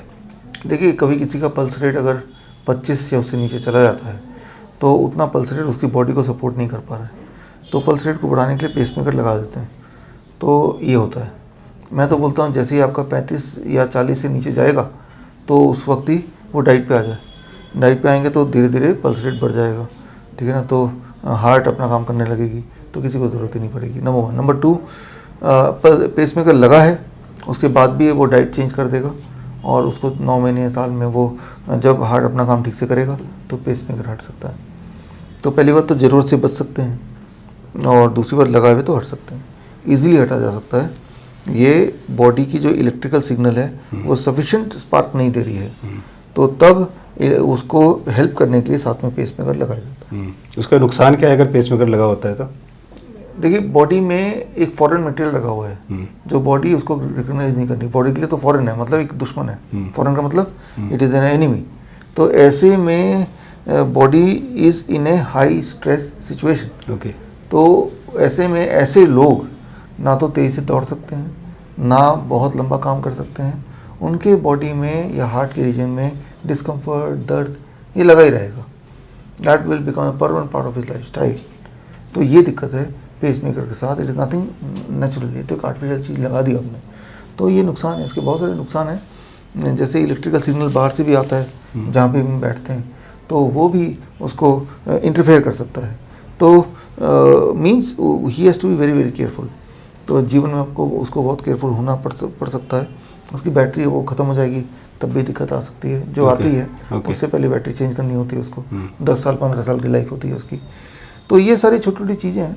एक मशीन आपने डाल दिया, एक ऐसा मशीन जो जिसकी खुराक ब्लड या ऑक्सीजन नहीं है, जिसकी खुराक है एक किसी भी मशीन की तरह वो एक केमिकल है, बैटरी है, आर्टिफिशियल चीज़ है, तो वो आपके जीवन को वैसा नहीं बना सकता जैसे उसको लगाने से पहले था। इसीलिए उससे बचने के लिए जब आपका पल्स रेट कम होने लगे तो समझ लीजिए that is a time, high time कि आप अपनी डाइट को चेंज कीजिए। चेंज करेंगे तो बॉडी और हार्ट बड़ी तेज़ी से रिवाइव भी करता है। 3 महीना 6 महीना, अगर 9 महीना भी है तब भी मैं तेज़ी बोलूँगा इसको, क्योंकि आपने अपनी हालत यहाँ तक पहुँचाने के लिए कई साल लगाए, तो उसके जितने साल लगाए उतने महीने। तो जो पेसमेकर होता है जिसको लगा हुआ है उसको कैसे पता चलेगा कि अब मेरा ठीक है, मैं पेसमेकर को निकलवा सकता हूँ, अब मैं ठीक हूँ, उसे कैसे पता चलेगा? उसको नहीं पता चलेगा ज़्यादातर तो। पहले तो उसको डिस्कम्फर्ट नहीं हो तो पता चलेगा, उसका पल्स रेट नॉर्मल रहता है तो पता चलेगा, उसको बंद करने के बाद कितना पल्स रेट रहता है तब पता चलेगा। तो वो भी कोई चीज़ लगा दी गई उसको हटाना अपने आप में ही एक प्रोसेस है। तो that is also very difficult thing and dangerous also, not easy. हाँ ईजी नहीं है। हाँ, इट इजी नहीं। तो क्या ये पेसमेकर जब आपका पल्स रेट लो होता है तभी लगता है, हाई होता है तो भी लगता है? लो होता तब लगेगा, हाई पे नहीं लगता। हाई पे नहीं लगेगा। ओके सर, आपकी डीआईपी डाइट के अनुसार 12 बजे तक हमें फ्रूट्स खाने चाहिए और 12 बजे के बाद फिर हमें वेजिटेबल खाने चाहिए। तो 12 बजे तक फ्रूट्स खाने का क्या लॉजिक है, ये लोग जानना चाह रहे हैं। जितने सारे तरह के खाना है उसमें से fruits is the only food जो बॉडी में ज़्यादा जल्दी एसिमुलेट होता है, Okay. 20 मिनट से 40 मिनट में। तो सुबह तो हम यही चाहेंगे कि जो भी चीज़ हम खा रहे हैं वो ज़्यादा टाइम ना लगाए, फटाफट एनर्जी डिस्ट्रीब्यूट कर दे, क्योंकि सुबह हमारा दिनचर्या ऐसा होता है कि हम सब काम पे जाते हैं, पढ़ाई में कि बच्चे जाते हैं, तो फुल ऑफ एनर्जी चाहिए। इसका उल्टा कर लीजिए, पराठे खा लीजिए सुबह तो आप कितने थके रहेंगे, ऐसे दूध पी लीजिए 2 गिलास, कितना थके रहेंगे। तो द थिंग जो बॉडी की लीस्ट एनर्जी लेके मैक्सिमम एनर्जी ट्रांसमिट करे, दैट इज़ फ्रूट्स। इसीलिए मैं बोलता हूँ 12 बजे तक पेट भर के फल खा लो। तो फल खाएंगे, आप देखेंगे कि फल कितना भी मर्जी खा लें 2 घंटे में भूख लग जाती है। इसका मतलब 2 घंटे के पहले ही फ्रूट्स की एनर्जी डिस्ट्रीब्यूट हो चुकी है, उसके न्यूट्रिएंट डिस्ट्रीब्यूट हो चुके हैं, पेट खाली हो चुका है, तो ही भूख लग रही है। तो ये अच्छी बात है। तो अब लंच तब तक आ गया, लंच में आपने raw vegetables and cooked food थोड़ा बहुत खा लिया। तो इसका मतलब ये है कि ऐसा कोई कंपलसरी नहीं है कि 12 बजे तक ही खाने, बाद में भी आप खा सकते हैं। वो तो हमेशा खा सकते वो तो कभी भी खा सकते हैं। हैं, लेकिन एक बैलेंस बनाने के बैलेंस बनाने के लिए। सिंप्लीफाई करने के लिए, ताकि आप एक रूटीन फॉलो कर पाएं, तो हमने उसको इस तरह और जल्दी से एनर्जी लेने के लिए। यस। Yes, thank you. एक सर लोग बोलते हैं कि सुबह सुबह उठकर गर्म पानी पीना चाहिए, और लोगों को वो तो आदत भी पड़ी हुई है, हालांकि वो जानते नहीं इसका रीज़न क्या है। तो क्या इसका भी कोई लॉजिक है कि सुबह उठ के गर्म पानी पीना चाहिए, या हम सुबह उठ के फ्रूट्स भी खा सकते हैं सबसे पहले? जिस तरह से सुबह उठ के चाय पीने का कोई लॉजिक नहीं है, ओके। तो उस तरह से गर्म पानी भी आदत की बात है। जैसे मान लो चाय पीते हैं तो वो जो गर्म का एहसास है वो एडिक्टिव है। ओके। तो जो लोग चाय पीते हैं, चाय की जगह वो गर्म पानी भी वैसे ही सिप करके पियेंगे उसी कप में, तो उसे लगेगा मैंने चाय पी लिया। ओके। तो चाय को रिप्लेस करने के लिए गर्म पानी लेके पियेंगे, साथ में थोड़ा अदरक डाल देंगे थोड़ा सा फ्लेवर के लिए, तो अच्छा रहेगा। तो that is how it is. लेकिन उससे कोई बॉडी में फ़ायदा हो रहा है ऐसा नहीं है। अच्छा, फ़ायदे वाली कोई चीज़ नहीं है? फ़ायदे वाली कोई चीज़ नहीं। अच्छा, जो जैसे बहुत कहा जाता है कि नहीं उससे बहुत फ़ायदा है, सुबह सुबह कर तो आपका पेट अच्छा साफ होता है। पेट का कोई कनेक्शन नहीं है, जो भी चीज़ गर्म है वो गर्म यहीं तक है, इसके बाद कोई चीज़ गर्म नहीं है। ओके। तो पेट का कोई कनेक्शन नहीं है उससे? पेट से कनेक्शन नहीं है। फाइन। एक सर आजकल यूटीआई की प्रॉब्लम काफ़ी नज़र आ रही है कि उसकी वजह से उनमें बहुत जलन होती है, बहुत ईचिंग प्रॉब्लम्स ये सब होती है। तो इसका क्या रीज़न है, क्यों ये जल्दी जल्दी, बहुतों को तो बहुत जल्दी जल्दी होती है प्रॉब्लम ये, तो उसका क्या रीज़न है और क्या प्रिकॉशन ले कि ये इतनी जल्दी या इतनी आसानी से ना हो? देखिए यूटीआई का मतलब है urinary tract infection. Urinary track में इन्फेक्शन, वहाँ घाव, वहाँ पे जर्म्स। तो मैंने आपको बताया भी था पहले भी कि जब आप रिफाइंड फूड ज़्यादा लेंगे, डेयरी प्रोडक्ट ज़्यादा लेंगे, उसके अंदर का जो शुगर होता है बॉडी उसको यूटिलाइज नहीं कर पाती, ना उसको थ्रो कर सकती है। तो ऐसे में बॉडी सोचती है इसको कहाँ निकालें, या तो स्किन के नीचे छुपा दें, राइट, तो स्किन की प्रॉब्लम हो जाएगी, या फिर कुछ लोगों की बॉडी उसको यूरिन के थ्रू बाहर निकालती है। तो आप देखेंगे कुछ लोगों की यूरिन में जहाँ पे भी वो यूरिन का थोड़ा बहुत बूंदें होंगी, वहाँ पे बहुत सारे चींटियाँ आ जाएंगी, यानी कि वो जो एक्सेस शुगर है वो यूरिन के रास्ते इट इज़ गोइंग आउट। और शुगर जहाँ पे भी होगा वहाँ पे जैसे बाहर शुगर होगा तो चींटी को अट्रैक्ट करती है, और यूरिन ट्रैक में एक्सेस शुगर हो तो वहाँ जर्म्स को अट्रैक्ट करेगी। ओके। तो जर्म्स कैसे आए, क्योंकि शुगर की क्वांटिटी ज़्यादा है यूरिन में, काफ़ी ज़्यादा है, तो जर्म्स आ गए और यहाँ पे भी आ गए टॉयलेट में मान लो, राइट। तो इसका मतलब ये कि शुगर का एक्सेस निकलना। अच्छा, तो ये तो हो गया वो उस तरह के लोग हैं कि उनकी प्रवृत्ति है कि जब भी एक्सेस शुगर होगा तो बॉडी रास्ता लेगी यूरिन का। ओके। तो ऐसे लोग they are more prone to urinary tract infection in comparison to घुटनों के दर्द, इन कंपैरिजन टू स्किन के लूज होना। तो ये एक अलग कैटेगरी होगी कि बॉडी एडजस्ट नहीं कर पा रही है, उसको यूटिलाइज नहीं कर पा रही, मेटाबोलाइज नहीं कर पा रही, चलो बाहर थ्रो करो। तो ये है कारण ये इसका। अब इसको ठीक कैसे करें? 3 दिन से लेके 5 दिन तक DIP डाइट माइनस प्लेट 2। जैसे प्लेट 2 हटाएंगे तो जो DIP डाइट है प्लेट 2 हटा के, जो कि कुक फूड है, तो ये सारा जो खाते हैं हम, यूँ मानिए सिंपल भाषा में, आपके जो जर्म्स हैं, ऐसे जर्म्स जो आपको तकलीफ दे रहे हैं, वो जर्म्स ये रॉ वेजिटेबल फ्रूट नहीं खाते। Okay. They need cooked food. Okay. तो कुक फूड को आपने माइनस कर दिया। फाइन। 3 दिन तक कुक फूड नहीं लेंगे तो they have to die on their own of starvation. Okay. तो 3 दिन से 5 दिन लगते हैं, धूप में बैठिए, साथ में आप DIP डाइट माइनस प्लेट 2 कर दीजिए फॉर 3 to 5 days। तो दुनिया का कोई भी कितना ही बड़ा UTI क्यों ना हो, इट हैज़ टू गो। उसमें जूसेस भी कोई ऐड कर सकते हैं? जूस ऐड कर सकते हैं, पालक का जूस, पालक, हाँ, वेजिटेबल जूस ऐड कर वेजिटेबल जूस ऐड कर देते हैं। Yes yes. तो सर कुछ जो फीमेल्स कुछ ऐसा होता है, सपोज घर में एक ही टॉयलेट है और उसमें एक घर में एक ऐसा पेशेंट है जो शुगर का पेशेंट है, वो भी वही टॉयलेट यूज़ कर रहे हैं, वो भी वही टॉयलेट यूज़ कर रहे हैं, तो क्या ये इन्फेक्शन ये भी हो सकता है क्या? नहीं, मेजरली नहीं होगा। नहीं होता। आप देखिए, लोगों से घिरे हैं, जानवरों से घिरे हैं, बैक्टीरिया और वायरस से हमेशा घिरे हैं। हमारी बॉडी की प्रोटेक्टिव सिस्टम ऐसी है कि ये इस तरह से हमें कोई स्पेस पे रहने को नहीं मिला, तो वो हम एक सिनर्जी में ऑलरेडी रहते हैं, तो हमेशा हमारी बॉडी में अटैक होता रहता है। इस वक्त भी अटैक हो रहा होगा। Okay. और हमारी body all the time deal करती रहती है, तो हमारा खास ध्यान देना कि अरे ये तो पेशेंट है, यहाँ तो मैं ज़्यादा बीमार पड़ जाऊँगा, इसकी ज़रूरत नहीं है कुछ। तो मोस्टली फीमेल को जो ये लगता है कि नहीं हम ऐसा टॉयलेट यूज़ कर रहे हैं तो कॉमन टॉयलेट, तो उसकी वजह से इन्फेक्शन हो सकता है, ये सही नहीं है? नहीं, देखिए, इन्फेक्शन हो सकता है, ये तो सही है, हाँ। लेकिन उसके चांसेस उतने हैं जितने कि कोई भी टॉयलेट यूज़ करने के। ओके। उस टॉयलेट में बहुत ज़्यादा पॉसिबिलिटी बढ़ के ऐसा नहीं है। अच्छा, ऐसा नहीं है। हाँ। फाइन। सर वैसे तो आप किसी भी फ्रूट्स या वेजिटेबल को देने से मना नहीं करते हैं कि आप कि फ्रूट्स वेजिटेबल दे सकते हैं, लेकिन क्या कोई ऐसा फ्रूट्स या वेजिटेबल है जो किसी पर्टिकुलर बीमारी में नहीं देना चाहिए? ऐसा कोई फ्रूट्स एंड वेजिटेबल नहीं है, सारे फ्रूट्स एंड वेजिटेबल सारे बीमारी में दे सकते हैं और हम देते भी हैं। लेकिन कई बार जैसे किडनी के पेशेंट आते हैं तो उनको हम पालक नहीं देते हैं, क्योंकि उनके दिमाग में घुसा हुआ है कि पालक खाने से मेरी पोटेशियम बढ़ जाएगा। तो भगवान ने इतने सारे वेजिटेबल बनाए, एक आध चीज़ ना भी दो, क्योंकि वो पेशेंट के साइकोलॉजी से मैच नहीं करता और हमारे पास ऑप्शन और भी है। तो इस तरह से हम कभी कभी कुछ कुछ फ्रूट्स को या कुछ कुछ वेजिटेबल को उसकी साइकोलॉजी से ना झगड़ा करते हुए बोल देते हैं मत लो इसको। लेकिन किसी भी फ्रूट्स वेजिटेबल को लेने में किसी भी बीमारी में कोई दिक्कत नहीं है? कोई दिक्कत नहीं है। रेयरली कभी ऐसा होता है कि एक इंसान किसी एक वेजिटेबल से एलर्जिक है, वो रेयरली कभी होगा। ओके। वो उसकी बीमारी की वजह से नहीं है, वो he is made like that. Okay. हाँ, तो उसको छोड़ दें हम, वो तो खुद ही बताएगा कि जब मैं ये खाता हूँ तो मुझे खुजली होती है, तो वो चीज़ मत खाओ। वो चीज़ मत खाओ। वो रेयरली होता है। रेयरली होता है। और अगर हम क्वांटिटी कम ज़्यादा करें इससे भी कोई फ़र्क नहीं पड़ता?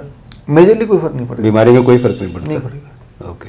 क्वांटिटी कम लेंगे तो आप थोड़े पतले हो जाएंगे, कमज़ोर लगेंगे, तो मतलब कि आपको फ़र्क पड़ रहा है। आपको एनर्जी कम लग रही है, इसका मतलब क्वांटिटी कम रह गई होगी। तो ये क्लू है कुछ, कि कई लोग बोलते हैं कि मैं तो पतला हो गया, इसका मतलब आप 20% और फूड बढ़ाओ हमारे फॉर्मूले के हिसाब से, DIP डाइट के हिसाब से, कि जितना आप ले रहे हैं उससे ज़्यादा बॉडी को एनर्जी की ज़रूरत है। यही मतलब है इसका। तो काफ़ी लोग ऐसे भी होते हैं कि वो बात करते हैं कि जो DIP डाइट लेते हैं उनका वेट काफ़ी लूज़ होता है, तो वो काफ़ी सोचते हैं कि मैं बहुत वीक हो रहा हूँ, मुझे वीकनेस बहुत फील हो। क्या ये वीकनेस होती है या वो साइकोलॉजिकल है उनका? देखिए, उसकी टेस्ट कीजिए वीकनेस की। आप जब DIP डाइट शुरू करें उससे पहले आप देखें कि आप कितनी देर दौड़ सकते हैं बिना रुके। आप देखें कि कितना मैक्सिमम वेट आप उठा सकते हैं। इस तरह से 4-5 कितने उठक बैठक लगा सकते हैं बिना थके, ऐसे 4-5 टेस्ट कीजिए, वो सब लिख के रखिए। DIP डाइट लेने के 1 महीने बाद दोबारा से वही सारी एक्टिविटी करके देखिए, तो तभी पता चलेगा कि आपकी एनर्जी, आपकी स्ट्रेंथ बढ़ रही है कि घट रही है। सिर्फ अपने आप को देखेंगे शीशे में, मैं तो पतला दिख रहा हूँ, या किसी थर्ड पर्सन ने बोल दिया आप तो पतले दिख रहे हैं, आप तो कमज़ोर दिख रहे हैं, पतले को बोलते हैं भारत में कमज़ोर दिख रहे हैं, है ना, तो वो दिमाग में बैठ गया। ऊपर से क्या है कि द काइंड ऑफ डाइट जो अभी हम लेते हैं DIP डाइट में, उसमें स्टिमुलेंट नहीं है, चाय नहीं है, कॉफ़ी नहीं है, पैक फूड नहीं है, जिसकी आदी हो चुका है इंसान, तो उसके अभाव में बॉडी में जो क्रेविंग होती है, वो क्रेविंग ही कमज़ोरी का एहसास दिलाती है। तो क्रेविंग को इंसान कमज़ोरी से एसोसिएट करता है। ओके। तो आपको मेजरमेंट के थ्रू ये देखना होगा कि आप एक्चुअली कमज़ोरी आ गई है या हमें लग रहा है ऐसा कि हमारा वेट लूज हुआ है। हाँ, इस वजह से वेट लूज होने को हम एसोसिएट करते हैं कमज़ोरी से। वियतनाम में मेरा सेंटर है, वहाँ पे किसी का वेट ज़्यादा होगा तो तब लोग कमज़ोर मानते हैं। ओके। कमज़ोर हो गई, अच्छा, ये गेन वेट।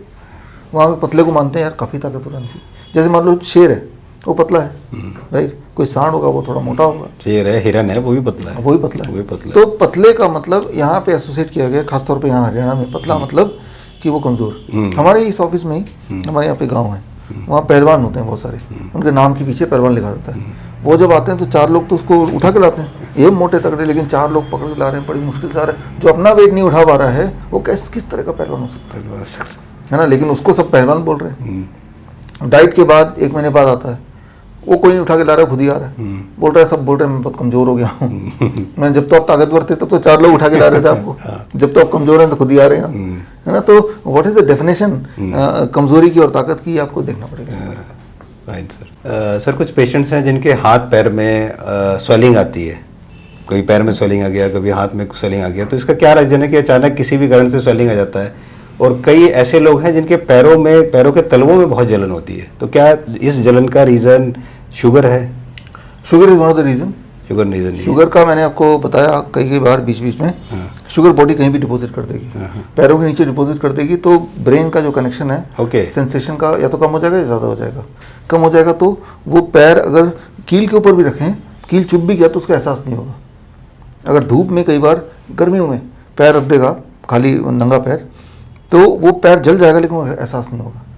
फिर शाम को जब देखेगा पैर जला क्यों, अरे यार तब मैं धूप में गया था, मतलब ब्रेन ने का सेंसेशन स्विच ऑफ हो गया बिकॉज ऑफ शुगर डिपॉजिट। या तो स्विच ऑफ हो जाता है या एक्सेस में ब्रेन उसको ज़्यादा अलर्ट देता है, यानी कि कोई छोटी सी हवा भी लग गई तब भी उसे बड़ी तेज़ी से ऐसा लगेगा बहुत पेन हो रहा है। तो यानी कि ब्रेन का जो एक पेन देने की सिग्नलिंग सिस्टम है उसको डिस्टर्ब कर दिया। जहाँ तो पेन देना चाहिए वहाँ तो दिया ही नहीं, और जहाँ देना नहीं चाहिए थोड़ी हवा लग गई यूं ही, तब भी भयंकर पेन दिया। ओके। तो दैट इज़ द कॉज, यहाँ पे शुगर है, एक्सेस शुगर। ओके। हाँ, ये चलता रहेगा तो घाव बनते रहेंगे, और जब घाव बनेंगे तो वो ठीक नहीं होंगे क्योंकि वो शुगर ही है वहाँ पे। और शुगर में मैंने आपको बताया था कि जर्म्स अट्रैक्ट होते हैं, अट्रैक्ट करते तो वो ठीक ही नहीं होंगे, तो वो गैंग्रीन हो जाएगा। फिर डॉक्टर बोलेगा पैर को तो काटना पड़ेगा। तो that is how it is. तो उसके लिए क्या इलाज है, क्या करना चाहिए उसको? डीआईपी डाइट के अलावा भी कुछ पर्टिकुलर कुछ ऐसा है जो उसे करना चाहिए? उस पैर को धूप में रखे रोज 1 घंटा, 1 घंटा धूप डायरेक्ट पड़े उस पर, अच्छा। प्लस डीआईपी डाइट पे रहे। अच्छा। तो जब ऐसा करेगा उसके तो पैरों के तलवों में धूप लगे, अच्छा, बॉडी में लगे, तलवों में और जिसको स्वेलिंग की प्रॉब्लम है हाथ पैर में, उसके लिए स्वेलिंग की अलग प्रॉब्लम है, वाटर रिटेंशन की प्रॉब्लम है, पानी जम जाना बॉडी में ओके, बोलते ओके, हैं। जो लोग एक्सेस सॉल्ट लेते हैं, सॉल्ट छोड़ दे, वो ओके खाने में सॉल्ट 0 कर दे और डीआईपी डाइट पे आ जाए, ओके स्वेलिंग एकदम में चला जाएगा। ओके। कुछ सिकाई की जरूरत है उन्हें? नहीं, क्योंकि वो कोई ऐसी लोकलाइज प्रॉब्लम नहीं है। ओके। वो प्रॉब्लम बिकॉज बॉडी में वाटर रिटेंशन हो रहा है, ज़्यादा हो गया, आपके खून में पानी ज़्यादा है, तो सिकाई से पानी नहीं जाने वाला। फाइन। औरतों में मेनोपॉज की प्रॉब्लम आती है जिसकी वजह से ड्राइनेस और वेजाइनल इन्फेक्शन वगैरह, इचिंग वगैरह ये सब होता है। मेनोपॉज होना तो नेचुरल ही है, लेकिन जो इचिंग और वो सब है वो क्या नेचुरल है? वो मेनोपॉज जब होता है तो बॉडी में बहुत सारे हार्मोनल चेंजेस आते हैं, दैट इज नेचुरल, राइट। लेकिन जिनके बॉडी में डिफिशिएंसीज होती हैं, जिनके बॉडी में पहले से तकलीफ होती हैं, उनकी बॉडी इस चेंज को उतना सह नहीं पाती है। ओके। फिर ऐसा लगता है कि मेनोपॉज की वजह से है, मेनोपॉज की वजह से नहीं है, उसके बॉडी की वजह से है। मेनोपॉज एक बहुत ही नॉर्मल प्रोसेस है, अगर इंसान हेल्दी है तो मेनोपॉज जब होगा तो उसको पता भी नहीं चलेगा। जिस तरह से मंथली पीरियड्स होना एक नेचुरल प्रोसेस है, लेकिन कुछ लोगों को पेनफुल होता है, राइट। तो ठीक उसी तरह से मेनोपॉज भी एक नेचुरल प्रोसेस ही है। तो इसमें जाहिर सी बात है सारा लेना देना है आपके ब्लड का, प्यूरिफिकेशन ऑफ ब्लड का। और ब्लड को प्यूरिफाई रखने के लिए आपको खास तरह के डाइट पे रहना चाहिए, एक ऐसा डाइट जिसमें 80% टाइम आप फ्रूट्स एंड वेजिटेबल ही खा रहे हैं, और animal food, dairy product, packed food, ये सब चीज़ आप अवॉइड कर रहे हैं। The moment you start doing it, तो आपका बॉडी को इस तरह के जो ट्रांजिशन है उसको झेलने की क्षमता बढ़ जाएगी, और आपको डिस्कम्फर्ट्स, इचिंग वगैरह ये सब चीज़ें, पेन, डिस्कम्फर्ट, डिप्रेशन, ये सब चीज़ें चली जाएंगी, आएंगी नहीं आपको। ओके। लेकिन ये नेचुरल है, पर ये सब प्रॉब्लम अवॉइड कर सकते हैं, उसको अवॉइड कर सकते हैं। ये प्रॉब्लम मेनोपॉज की वजह से नहीं है, बट आपकी body is not prepared for menopause, क्योंकि आपने अपने बॉडी को इतना फ्रेजाइल कर दिया है बाय द टाइम कि ये दिक्कत हो रही है। काफ़ी दिन से आप जो गलत खाना खा रहे हैं, गलत फूड, गलत लाइफस्टाइल है, गलत खाना है, उसी का रिस्पॉन्स है ये। तो दोस्तों ये थे डॉक्टर विष्णुप्रिया चौधरी जी, जिन्होंने आपके सारे क्वेश्चंस का जवाब दिया। Thank you so much doctor साहब, thank you so much. Thank you. नमस्कार।